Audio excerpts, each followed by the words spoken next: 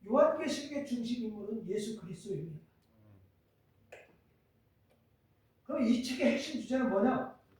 예수 그리스도의 재림, 하나님의 최종 심판, 그 다음에 사탄의 패배, 하나님의 나라 완성, 새하늘과 새 땅.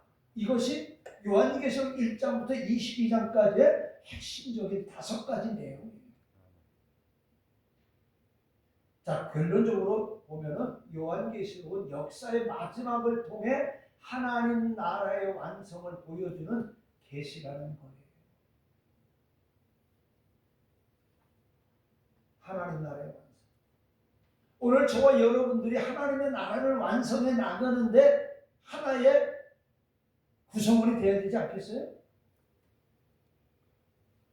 애굽에서 나온 60만 명 중에서 59만 9,998명이 광야에서 다 죽은 것처럼 오늘 저와 여러분이 무리만 예수쟁이로 살다가 천국문에 못 가는 그러한 인생을 살아서는 안 되잖아, 그죠? 다 천국 가야 되잖아요, 그죠?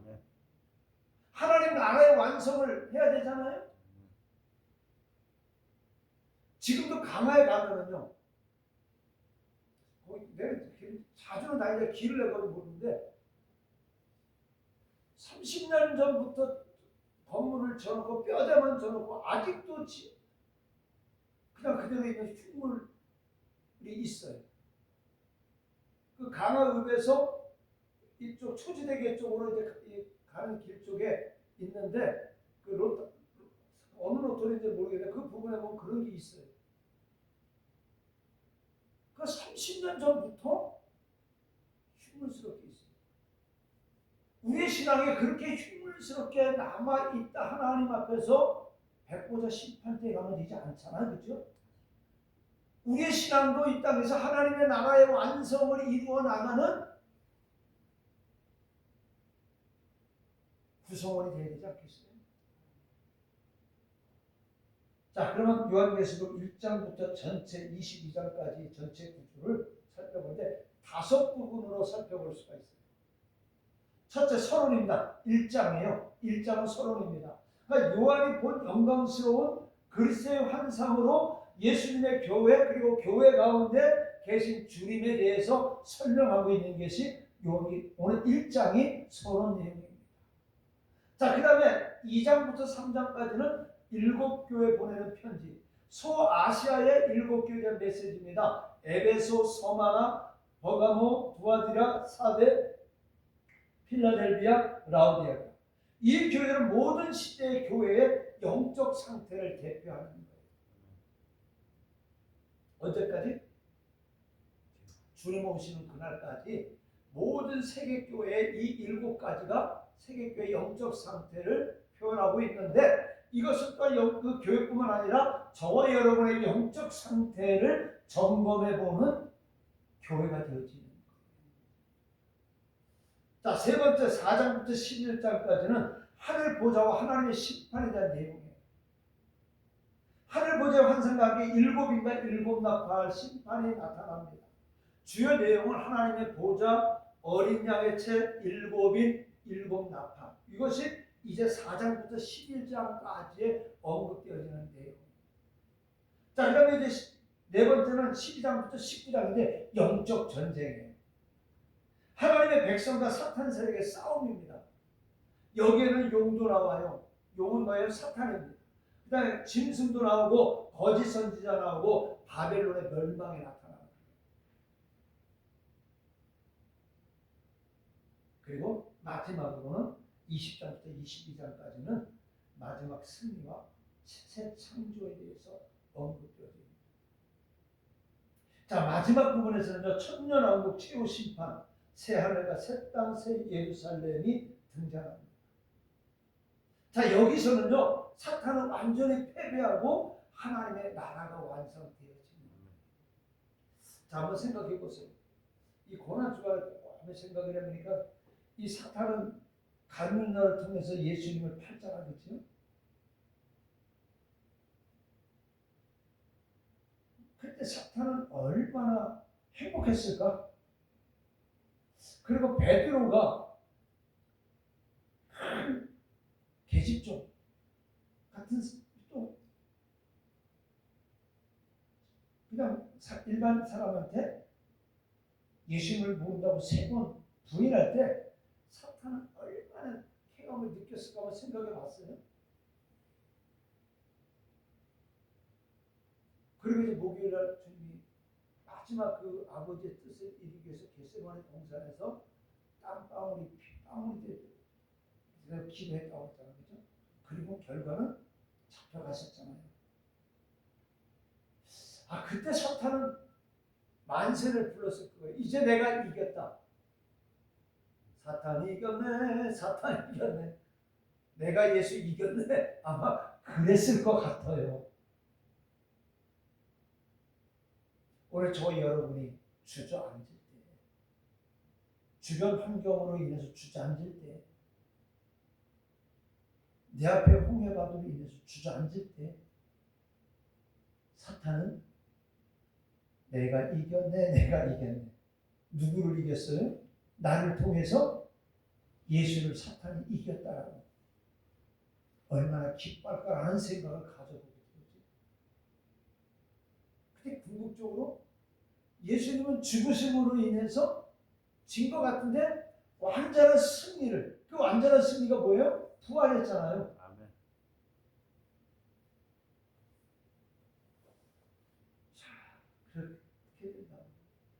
하나님께서 사탄에게 지금 이 모든 공중권세를 맡겨서 지금 그대로 하면서 사람들을 공포와 불안 속에 집어넣고 좌절과 절망 속에 집어넣고 예수 믿는 것도 포기하게 하고, 그렇죠? 네?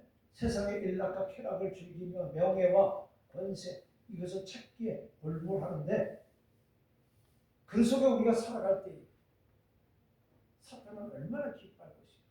근데 하나님은 이 자리에 우리가 와서 예배를 드리고 우리 입술로 찬송을 할 때에, 기도할 때에 누가 기뻐하실까요? 주님이 기뻐하십니다. 우리는 승리자예요. 이 자리에 온 것은 승리자예요.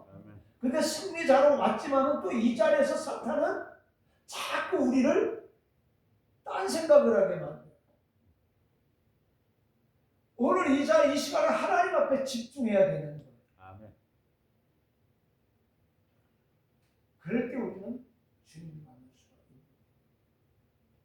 자, 앞으로 우리가 요한계시록을 해석할 때 중요한 원리가 있는데,